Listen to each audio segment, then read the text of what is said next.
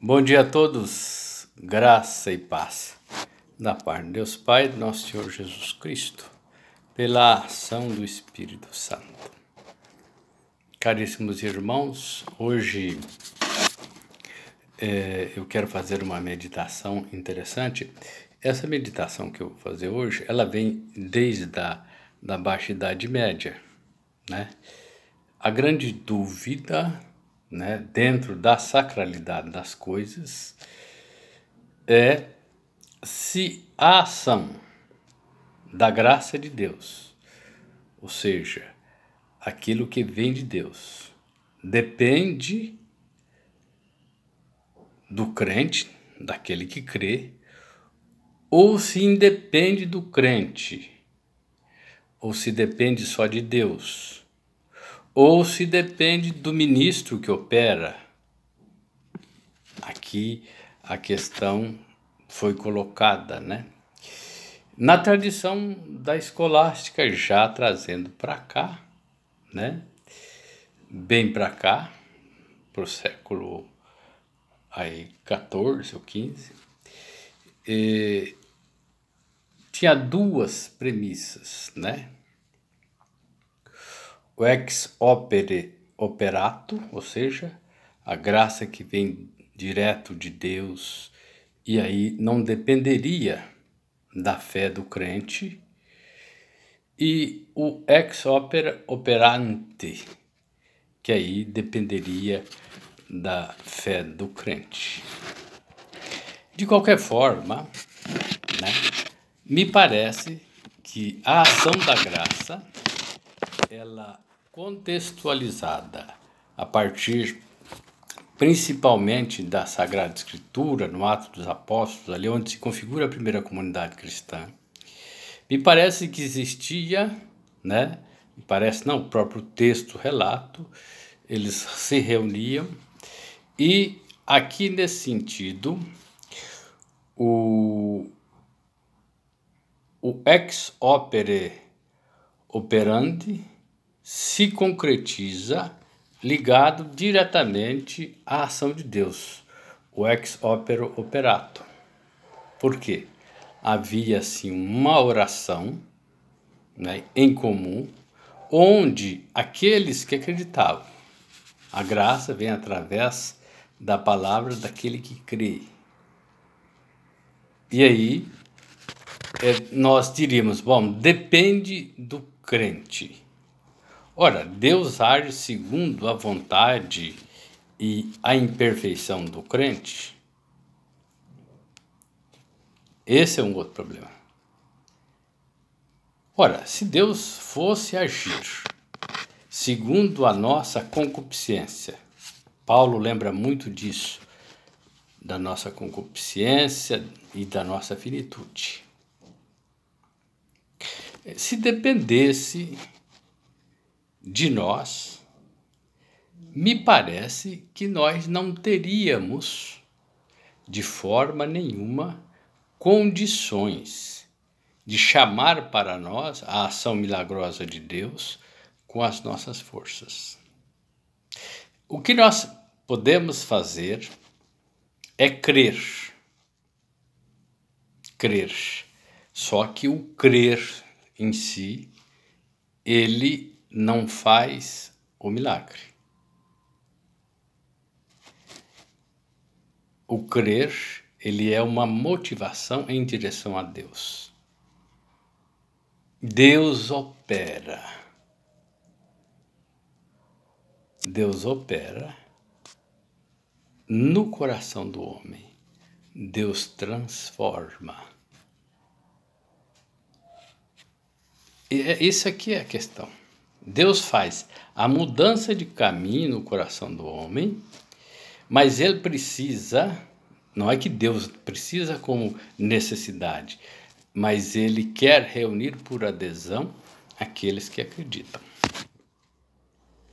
Então essa máxima ali, né, da ação de Deus e da ação do crente, que depende de um ou depende de outro, ela não se concretiza isoladamente. Posteriormente, nós vamos ver que vários autores que vai tratar da sacramentalidade vai ampliar muito mais a ação de Deus sobre a criação.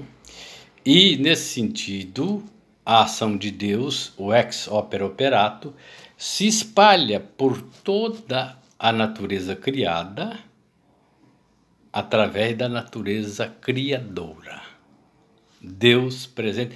Evitemos por aí o panteísmo, né, de que Deus está presente em tudo, qualquer coisinha, Deus... Não, essa aqui, a onipresença, ela não trata de estar no lugar, na pessoa, no local. Vamos fazer aí um raciocínio matemático. Olha, se você tivesse parte de Deus em você, somada todas as partes juntos, você conheceria Deus como tal por inteiro, na sua inefabilidade. Pois bem, você não é capaz de conhecer Deus na sua inefabilidade, e sim na sua manifestação reveladora na pessoa de Jesus Cristo. Jesus Cristo é o sacramento, é o sinal concreto físico de Deus que motiva a nossa fé. Vamos dizer que Deus age, então, através do Espírito, para o crente e para os não crentes. Né? A questão sacramental da absolvição, ou seja, do reconhecimento dos pecados, em última hora, ou assim no leito de morte. Isso trata-se da imensa misericórdia de Deus que se espalha. Aqui aplica-se o ex opere operato, Deus agindo, mas tem ali o arrependimento do crente, ou do penitente, vamos dizer assim, no sentido penitencial. Mas é preciso mais do que isso, é preciso lembrar, então, como eu tratei no vídeo anterior da sacramentalidade difusa, é preciso lembrar que a manifestação de Deus se dá sobre os seres vivos de qualquer natureza. Aí, a rigor, nós pegamos São Francisco de Assis, que começa a chamar todas as coisas da natureza por uma fraternidade, ou seja, por uma ligação íntima de parentesco. Porque Francisco de Assis via, portanto, esta sacramentalidade difusa, esse ex opere operato, em todas as coisas criadas. Deus criou para o bem do homem. Olha que interessante. Então nós não podemos ficar nessa polaridade onde depende só de Deus, onde depende só do crente ou do penitente. Não. Nós devemos ver que o Espírito, ele age em toda a natureza criada através do Criador. E não depende da minha vontade. Eu não posso sentenciar alguém ao céu e ao inferno. Tomar muito cuidado com as narrativas bíblicas, porque as pessoas acabam lendo aquilo que a Bíblia não quer dizer, ou que a própria narrativa está descontextualizada. Para aqueles que não creem, né, eu até sugiro um outro canal no YouTube.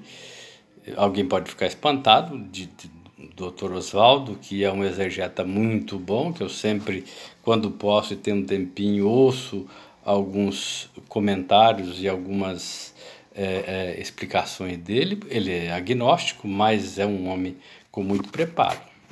Então, para aqueles que não acreditam na narrativa, eu estou falando da narrativa, da pessoa de fé. E não estou desmerecendo ninguém que faça outro tipo de reflexão. Mas eu quero lembrar só que a sacramentalidade difusa, né, a característica sacramental de sagrado, ela está presente em toda a natureza criada. Uma vez que eu estou destruindo a natureza criada pelas minhas próprias mãos, cometo um ato pecaminoso contra o próprio Deus, que em ex opere operato criou, agiu, manifestou-se, né, sagradamente ao criar, para o bem do homem.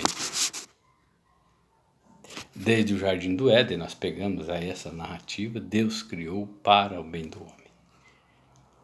Então, é importante lembrar sempre disso quando nós nos lembrarmos das nossas raízes preconceituosas e às vezes extremamente atrasadas e superadas quando nós falamos do pecado do outro ou da existência do outro. Deus não gosta disso, Deus não gosta daquilo, mas quem é você para falar do gosto de Deus? A que modo e por que modo você conheceu Deus? Se foi através de Jesus, meu amigo ou minha amiga, você não entendeu nada. Jesus jamais fez juízo de valor de ninguém, muito pelo contrário. Sacramentalizou aquilo que parecia profano. Sacramentalizou aquilo que parecia profano. Ninguém te julgou, eu não te julgo.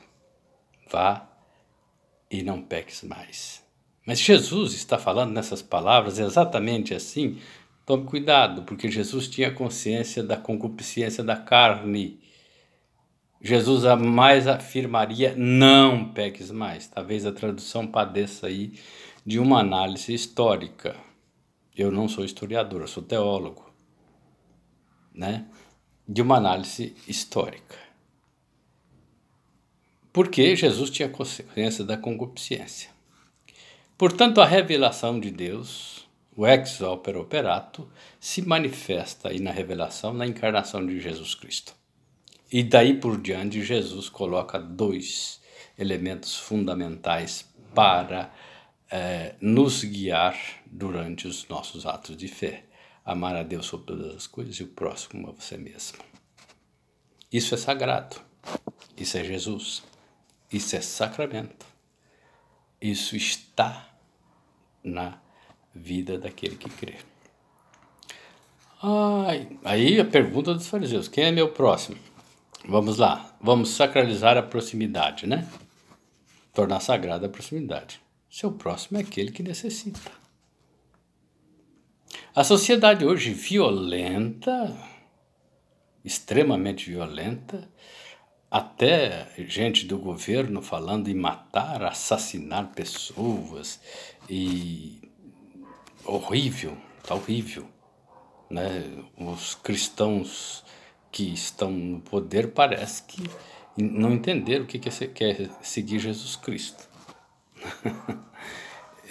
Aqui eu gostaria de trazer para a nossa reflexão a sacramentalidade e o significado sagrado das pessoas. Aqui lembrar muito, e ainda ontem eu vi uma reportagem sobre o padre Júlio Lancelotti, que tem a minha admiração já desde quando eu era criancinha. O padre Júlio é um pouco mais velho que eu e bem mais santo, naturalmente. Nesse sentido, se vê que o sinal sagrado de Deus manifesta no amor pelos moradores de rua. Veja só a manifestação de Deus, eu diria aí o ex opere operato através da criatura, da natureza criada.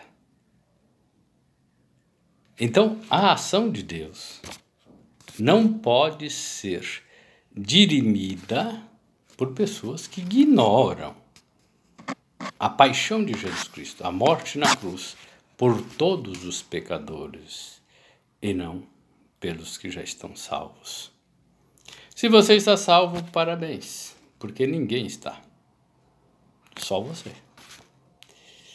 Então, o milagre tem a ver com o penitente, o milagre tem a ver com o crente, o milagre tem a ver com o existente em geral? Tem. A ação de Deus é. Então, há aí um conjunto de coisas que se sucedem que demonstram a presença eficaz de Deus na vida do homem. Eu sou o sacramento de Jesus quando a minha prática traduz as ações de Jesus. Então, torno-me sagrado na medida em que consigo transmitir a sacralidade de Jesus e sua ação salvadora no mundo e para o mundo. Louvado seja nosso Senhor Jesus Cristo.